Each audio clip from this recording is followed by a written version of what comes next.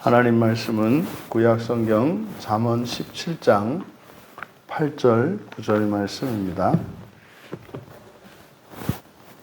우리 같이 한 목소리로 함께 읽겠습니다. 뇌물은 그 임자가 보기에 보석 같은즉 그가 어디로 향하든지 형통하게 하느니라. 허물을 덮어주는 자는 사랑을 구하는 자요 그것을 거듭 말하는 자는 친한 벗을 이간하는 자 아니라. 아멘. 사람의 착각이라는 제목으로 말씀의 은혜를 나누고자 합니다. 8절에 뇌물이라고 번역된 이 단어는 꼭 이렇게 부정한 의미의 뇌물이라는 뜻만 있는 것이 아니라 이제 쇼하드이기 때문에 그것은 선물입니다. 근데 이제 선물이라고 하는 것이 이렇게 자기의 목적을 이루기 위해서 불법의 방식으로 그것을 얻으려고 할 때, 그래서 특별히 이제 어떤 권한이나 권력을 가진 사람에게 자신의 뜻을 이루기 위해서 이렇게 그 목적이 있는 선물, 그것을 뇌물이라고 하죠. 선물이라고 하는 것은 사실상 목적이 없는 것입니다. 단지 나의 호의, 나의 기쁨과 감사, 또 이런 사랑의 표시로서 전하는 것이 선물이지, 그 선물을 통해서 자신이 기대하는 바가 있다면 그것은 진정한 의미의 순수한 선물이 되지는 않을 것입니다. 그래서 여기서는 뇌물이라고 번역했습니다만 이것은 이제 부정적 의미로 뿐만이 아니라 이것은 긍정적 의미도 있기 때문에 선물이라고 해야 되겠다. 그리고 그 임자라고 번역되어 있는 게 바알입니다. 주죠, 주인 이런 뜻이고, 보기에, 여기서 보기에, 눈에 이런 거예요. 보기라고 되어 있는 이것이 아인, 눈입니다. 눈에, 주인의 눈에. 그리고 이제 보석이라고 되어 있는데 우리말 성경에는 그래서 이것을 이제 보석을 이제 나눠서 봐야 됩니다. 왜냐하면 여기에 이제 명사 하나가 빠져 있거든요. 그래서 돌을 의미하는 게 이제 에벤인데, 이 에벤이라고 하는 것이 일반적인 돌을 의미하기도 하고 또 이제 값어치가 있는 보석, 가치 있는 돌, 보석이지 않습니까? 보석으로도 사용이 됩니다. 근데 여기에 이제 보통 호의, 은혜라고 번역하는 hen이라는 단어가 붙어 있어요. 그래서 보석이라고만 할 것이 아니라 호의의 보석 또는 은혜의 보석, 이렇게 번역을 해야 합니다. 그리고 어디로 향하든지, 향하다, 파나인데, 파라는 이제 고개를 돌리는 겁니다. 시선을 돌리는 거예요. 그래서 바라보다, 돌리다, 이런 뜻이고, 그 다음, 형통하게 하다 할 때 이 형통, 샤칼입니다. 보통 지금 잠언에서 우리가 슬기롭다라고 번역을 했죠. 샤칼, 슬기롭다. 그러면 8절을 그대로 직역하면 이렇게 됩니다. 호의의 보석이 주인의 눈에는 그 선물. 우리말은 이 쇼하드 선물을 문장의 맨 앞에 뺐습니다만은 도치되어 있기 때문이거든요. 그리고 선물 앞에는 정관사가 붙어서 그 선물입니다. 그러니까 호의의 보석이 주인의 눈에는 그 선물. 즉 그러니까 그 선물이 뭐냐? 뒤에서 설명하는 거예요. 즉, 그가 바라는 모든 것을 향해 슬기롭게 할 것이다. 호의의 보석이 주인의 눈에는 그 선물. 즉, 그가 바라는 모든 것을 향해 슬기롭게 할 것이다. 그러니까 여기서 지금 의미하는 바가 뭐냐면, 호의의 보석이라는 게 뭐겠습니까? 이제 상대방에게 이제 호의를 베풀면서 주려고 하는 선물이라는 뜻이에요. 그런데 보석이니까 값진 보석 아니겠습니까? 그래서 이 호의의 보석이라고 하는 것은 주인의 눈에는 그 선물이다. 그 선물, 목적 있는 선물이라는 뜻이죠. 이걸 이제 우리말 성경이 이제 뇌물로 번역을 했는데 이렇게 하면 안 되는 이유가 여기서 주인입니다. 그러니까 호의의 보석이 주인의 눈에는 그 선물이다 그랬어요. 주인이라고 하는 것은 선물을 맨 처음에 가지고 있는 사람도 의미하고 가지는 사람을 나타내기도 하고 또 반대로 이제 주고 나면 그걸 받는 사람이 있지 않습니까? 그러니까 어쨌든 그 선물을 가지고 있는 사람을 말해요. 그러니까 이거는 선물 주는 사람이든 받는 사람이든 둘 다 포함한다. 그래서 호의의 보석이 주인의 눈에는 그러니까 선물을 주는 사람이 이 보석을 이렇게 보았을 때 이거는 그 선물이 된다 이 말이에요. 그 선물이 뭐예요? 뒤에서 설명하는 거죠. 바라는 모든 것을 향해 슬기롭게 하는 것이다. 그러니까 이룰 수 있다는 거예요. 그래서 우리말 성경에 형통하다, 형통하게 하다라고 번역을 한 겁니다. 그러니까 이렇게 값비싼 보석이나 어떤 희귀한 또 귀중한 이런 선물 이런 것들은 이제 사람의 마음을 끌만한 것이겠죠. 그건 특별한 선물로서 사람의 마음을 움직일 수 있는 선물이라고 생각한다는 거예요. 그러니까 이걸 주면은 저 사람의 마음을 내가 움직일 수 있겠군. 또 반대로 받은 사람 입장에서는 내가 이걸 받았으니 내가 좀 뭐를 해줘야 되겠군. 이라고 생각한다고 말하는 겁니다. 그러니까 여러분, 바로 이렇게 이 세상을 살아갈 때 선물이 가지고 있는 힘이 있단 말이에요. 그러니까 선물을 주면 받는 사람 입장에서는 그거에 대해서 기쁘고 감사하기 때문에 답례를 하고 싶어 하는 마음이 생기는 것은 당연합니다.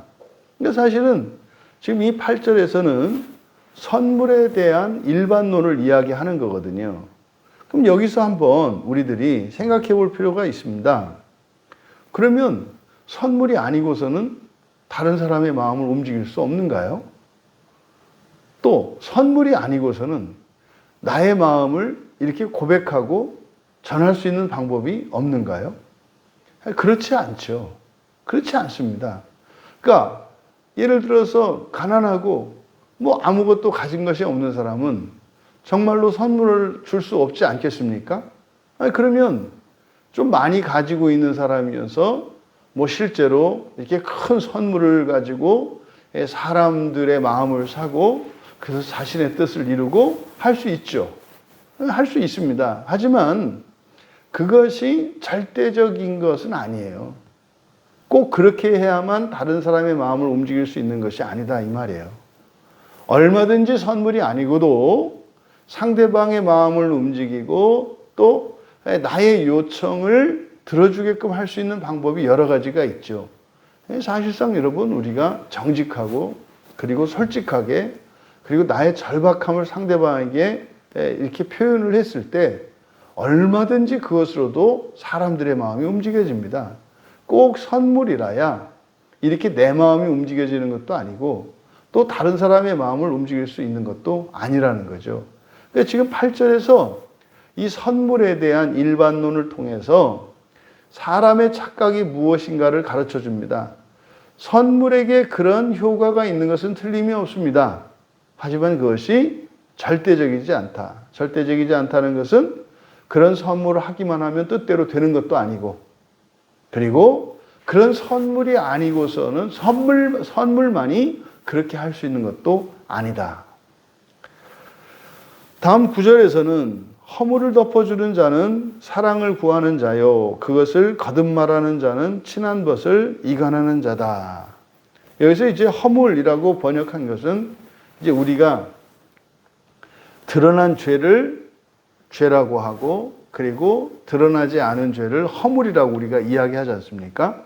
근데 지금 이제 성경에 사용된 허물이라는 말은 그런 의미가 아니에요. 실제로 성경에서 이렇게 죄와 허물에 관련된 단어들이 1대1로 번역이 되어 있지 않습니다. 이렇게 막 교차해서 사용되기 때문에 이게 이제 정리해야 되는 중요한 그 개념어가 바로 이 죄와 범죄에 관한 것인데 어쨌든 여기에 사용된 허물로 번역된 단어는 이제 페샤라는 단어인데 이 페샤는 범죄입니다. 이미 저지른 잘못이에요.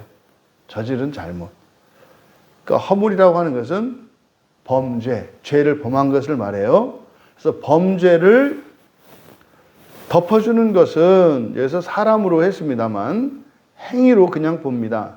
그래서 범죄를 덮어주는 것은 사랑을 구하는 것이요. 바카시, 이건 찾다, 뭐 원하다, 뭐 이런 뜻이거든요.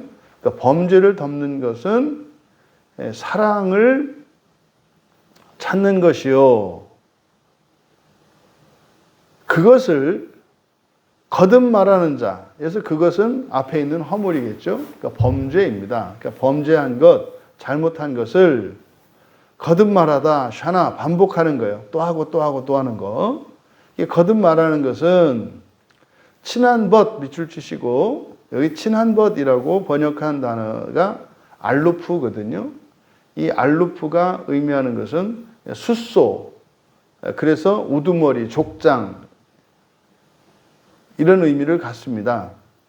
그런데 이게 이제 형용사로는 유순한이라는 의미로 사용이 돼요. 이게 참 재밌죠? 족장이라고 하는 이 명사가 유순한이라는 의미를 가져요. 그러니까요, 지도자들이 가져야 되는 성품이 유순함이어야 한다는 것이 히브리적 사고인 거예요. 그러니까 우리들의 사고와는 좀 달라요. 그래서 히브리적 사고에서 지도자는 이렇게 우두머리가 되는 사람은 유순해야 합니다. 왜 그럴까요? 그에게 힘과 권력이 있기 때문에 그래요. 그래서 권력이 있는 사람들은 그냥 보통보다도 유순해야 사람들이 두려워하지 않고 사람들과의 관계가 상하지 않을 수 있기 때문에 그런 것으로 보여줍니다. 어쨌든 여기서 친한 벗이라고 번역한 것은 의역을 한 것인데 그대로 직역하면 그냥 유순한 자 또는 뭐 우두머리입니다. 우두머리. 그것을 거듭 말하는 것은 유순한 자를 또는 우두머리를 분리하게 하는 것이다. 그럼 지금 여기서도 범죄를 덮어주는 것은 사랑을 찾는 것이요. 그러잖아요. 누가 실수하고 잘못했을 때 모르는 척 하는 것, 그건 이유가 뭐라는 거예요? 사랑 때문이라는 거예요. 그래서 실제로 사랑은 허다한 허물을 덮어요.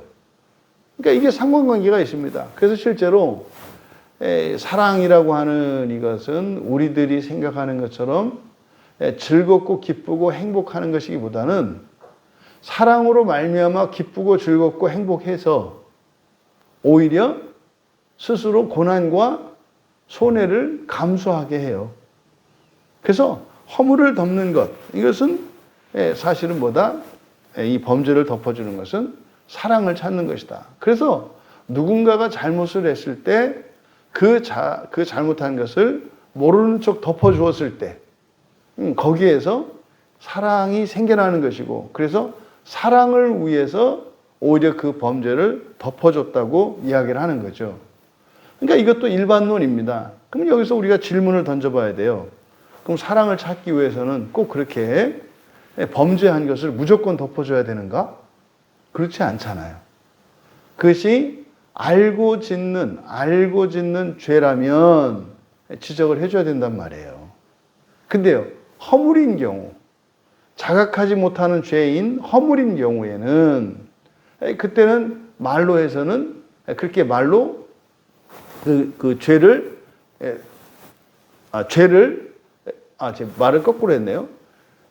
이 죄라고 하는 것은 사실은 알고 짓는 죄라고 하는 것은 이미 자신이 범죄를 하고 나서도 알고 있잖아요.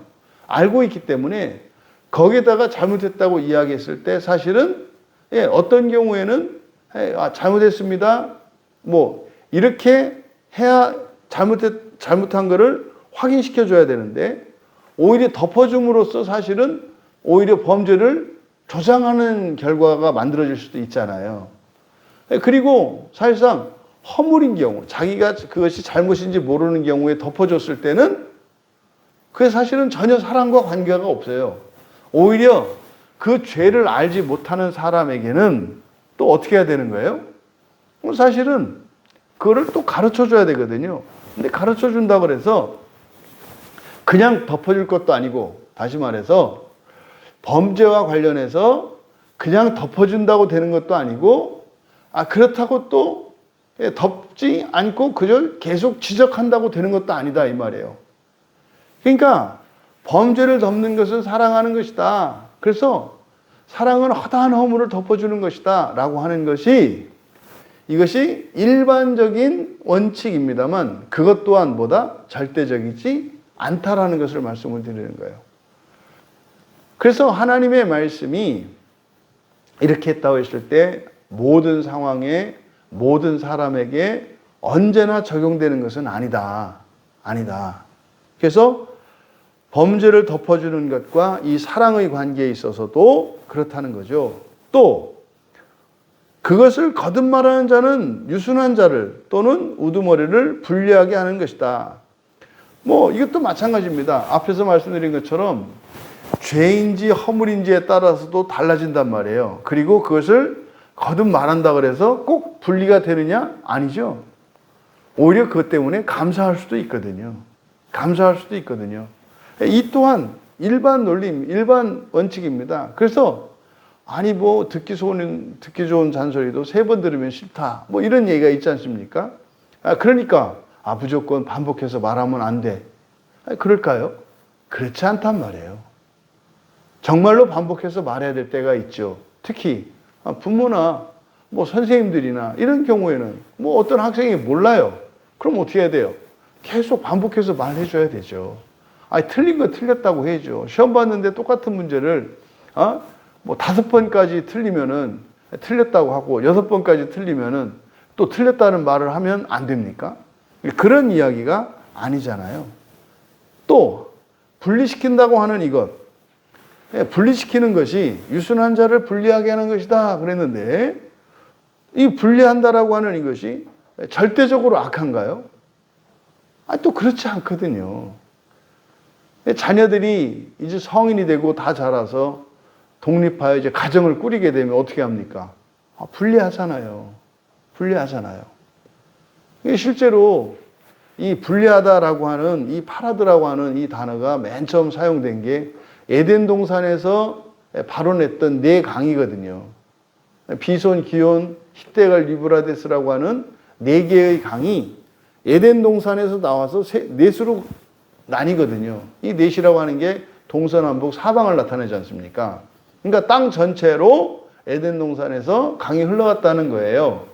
그러면 이 강이 분리된 게 잘못된 겁니까? 악한 겁니까? 그렇지 않거든요. 그렇지 않거든요.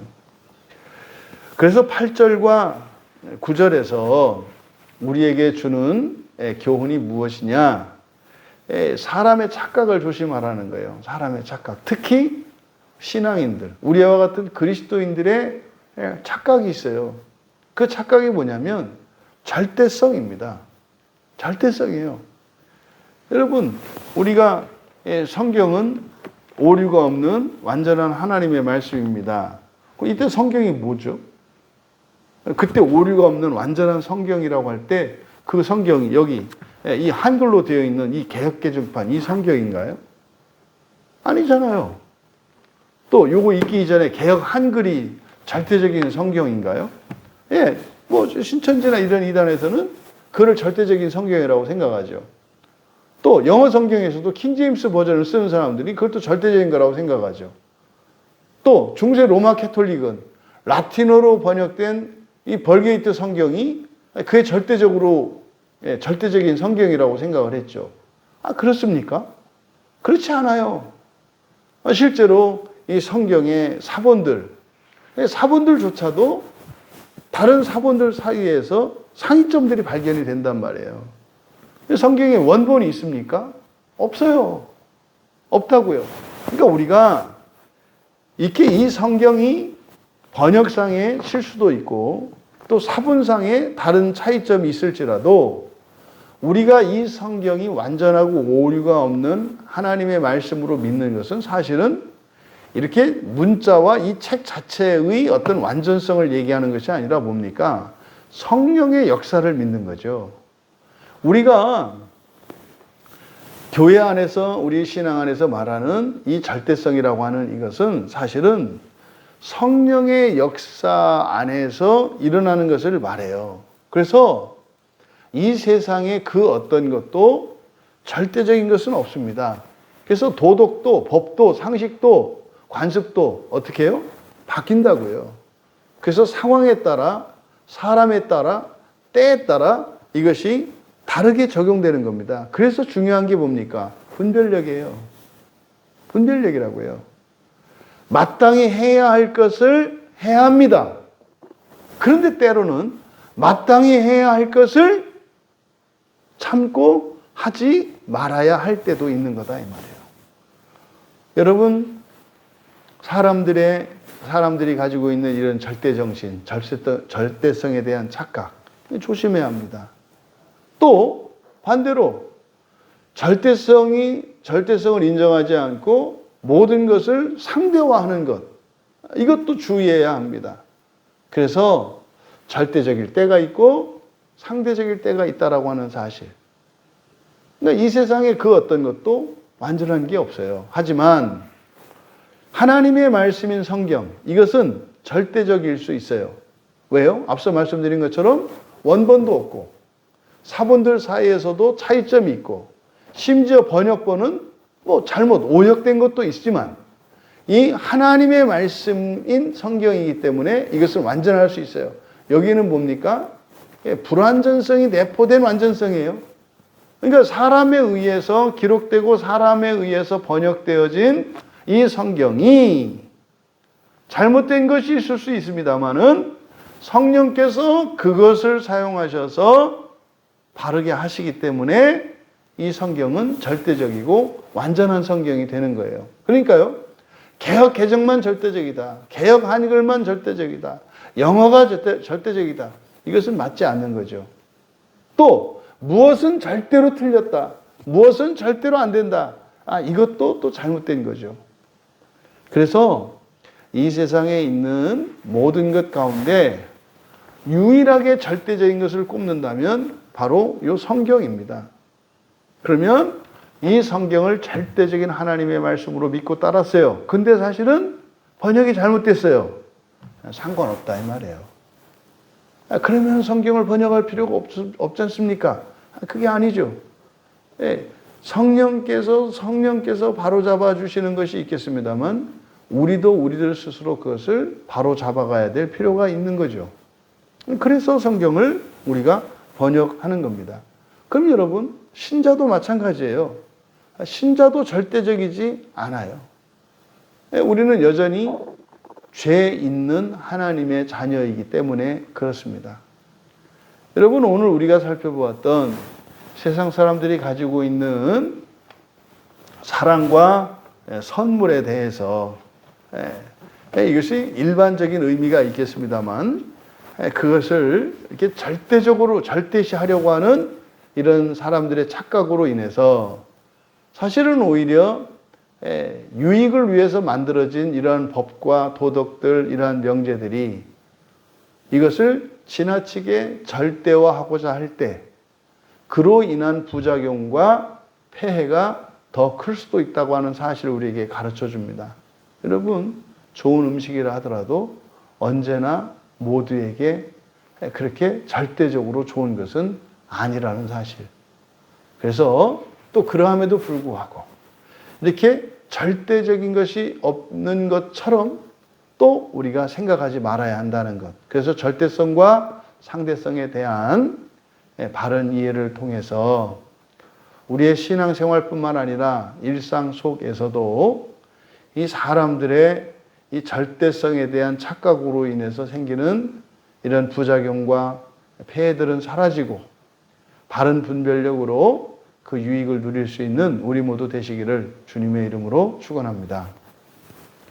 존귀하신 하나님,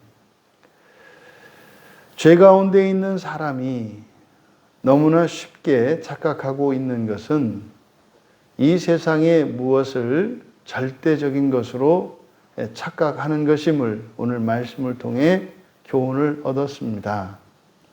또한 그러함에도 불구하고 절대적이며 완전하신 하나님이 계시다고 하는 사실을 늘 잊지 않게 하여 주셔서 사람들의 생각에 휩쓸리며 착각 속에 살아가는 것이 아니라 오직 하나님 말씀만이 절대적임을 믿고 고백하며 살아갈 때에 참으로 이 세상뿐만 아니라 저희들의 인생을 옳게 하시고 아름답게 하시고 거룩하게 하시는 하나님의 은혜를 누리며 또한 그렇게 그 은혜를 전파하며 살아가는 저희 모두가 되게 하옵소서.